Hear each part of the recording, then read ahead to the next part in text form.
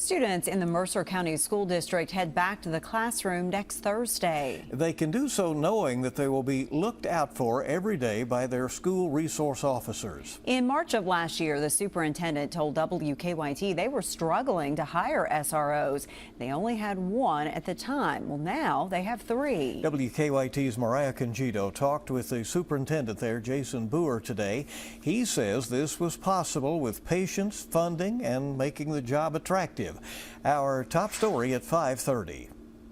This is the first year that we're starting off that all those things are in place, and now it's exactly how we envisioned it a couple years ago. In August of 2022, state lawmakers mandated that every public school campus have a school resource officer. The school systems around the state found that challenging. Mercer County School Superintendent Jason Boer says it was challenging for two reasons: a lack of funding and lack of police officers available for the job. Before, we couldn't get one applicant. He says that changed, though, when the school created their own police department and when the state agreed to give schools $20,000 for every SRO they have. Police are realizing that they can come to a school system and make close to the same money and only have to work on the teacher schedule, which is 185 days a year. Heading into the 2024-2025 school year, Boer says they have three highly trained and experienced officers.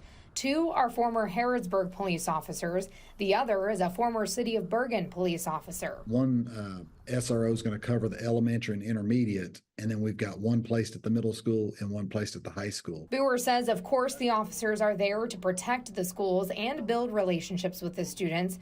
But this year, he's adding another responsibility to their job. But they're also going to do the educational piece and get into the classrooms and start talking about the consequences of vaping. I think that'll be do wonders for our community here for years to come. Mariah Conjito, WKYT. All right, thinking outside the box, Boer says that they are building a new elementary school, so when it opens in the next 2 years, they will revisit the idea of hiring a fourth SRO.